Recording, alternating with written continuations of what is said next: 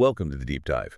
Today we're getting our hands dirty, figuratively speaking, delving into the world of plant propagation.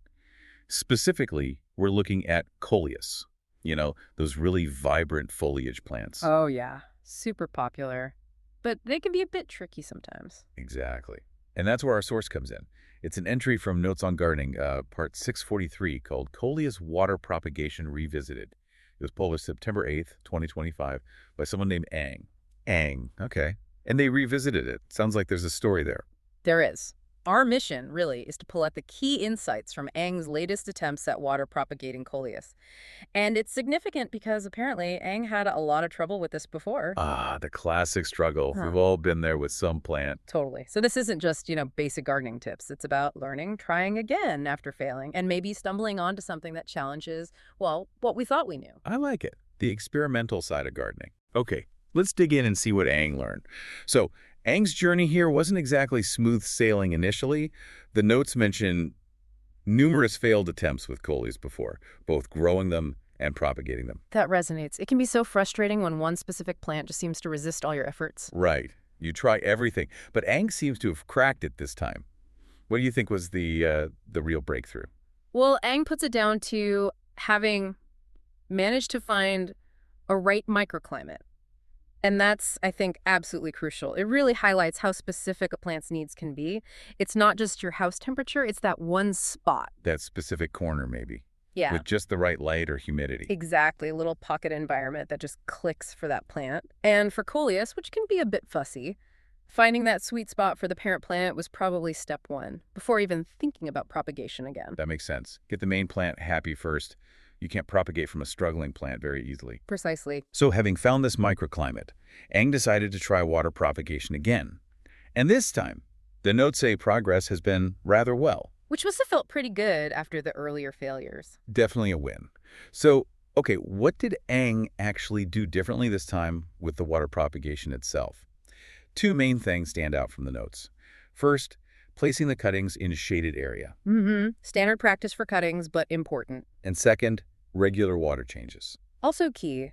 Sounds simple, maybe, but why are those two so effective, especially for Coleus cuttings? Well, the shade part is mostly about stress, isn't it? Yeah, exactly. It reduces water loss through the leaves' transpiration. Cuttings don't have roots yet to replace that water easily, so shade stops them drying out too fast. Lets them focus energy on making roots instead of just surviving. Right. And the regular water changes, that's all about oxygen. Oxygen in the water. Yep. Roots need oxygen to grow properly. Stagnant water loses oxygen, and you can get bacteria or algae building up. Bad news for root development. Fresh water keeps the oxygen levels up. Prevents stem rot, too, I imagine. Absolutely. So simple steps, but they address fundamental needs. Okay, that covers the basics Ang employed. But here's where it gets, well, really interesting for me.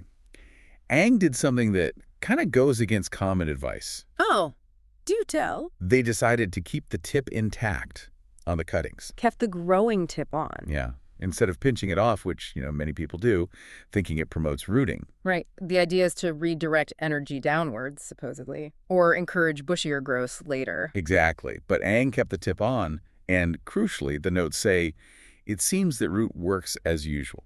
Huh. So the roots grew just fine anyway. Apparently so. Well, no, that is interesting. It definitely makes you question that standard practice, doesn't it? It does. Is tip removal maybe more about shaping the plant after it roots, rather than helping the rooting itself?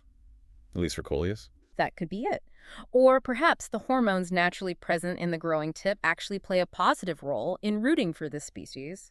Or maybe the continued photosynthesis from those top leaves helps fuel the process. Ang's observations suggest tip removal isn't essential for rooting Coleus, given the other conditions were the shade, the clean water. It's a great reminder that gardening rules aren't always universal. Absolutely. It's about observation. What does this plant in these conditions actually do? Ang paid attention and learned something valuable. It really encourages you to, try things out for yourself.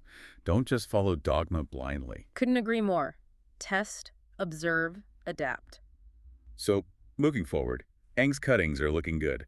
The notes say based on root size and length, it should be ready for transplant. Fantastic news. The payoff for that careful approach. But Ang is playing it safe. They mentioned they would wait probably for one more week before actually transplanting. Smart. Very smart. Why is that extra week so beneficial, do you think? They look ready now. Well, those first roots can be really delicate, almost ethereal sometimes. True. Very fun.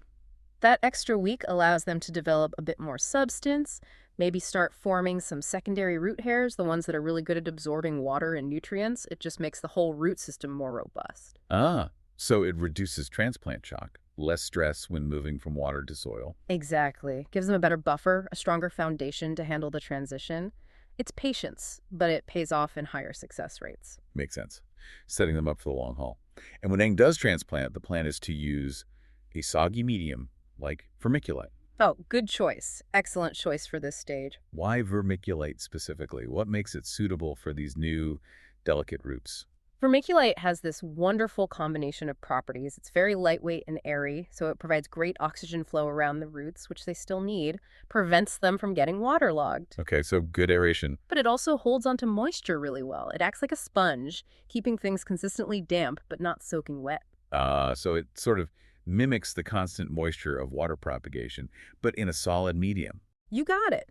It provides that steady hydration the roots are used to, while also giving them structure and air. It's a fantastic transition medium, kind of a bridge between water and potting mix. Very cool. It shows a lot of thought went into the whole process end to end. It really does.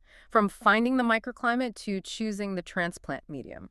So let's boil this down. What are the key takeaways here for anyone listening, whether you're wrestling with Coleus or just interested in, you know, learning through doing? Well, first off, Eng's success underlines the massive importance of the microclimate. Don't just plonk a plant anywhere, really observe and find its spot. Right. Hyperlocal conditions matter. Second, The second, the basics work. Simple things like shade for cuttings and regular clean water changes are often non-negotiable fundamentals. Don't skip the simple stuff. good point. And third, maybe the most intriguing. Yeah, don't be afraid to question conventional wisdom. Eng keeping the tip intact and finding it worked fine for coleus rooting is a perfect example. Observe your plants. Experiment a little. So the big lessons seem to be patience, keen observation, and a willingness to try something different, even if it goes against the usual advice. Exactly. Eng's story is a great little case study in that. It's about that iterative process of try, fail, learn, try again, succeed. It really applies beyond gardening too, doesn't it? That whole cycle. Absolutely. Which leads to maybe a final thought for you to chew on. Think about it. What other assumptions or rules, maybe in your work, your hobbies, how you learn things, even just daily habits, might be worth revisiting? Could you, like Ang with the Coleus tip, find a better way by questioning the standard approach?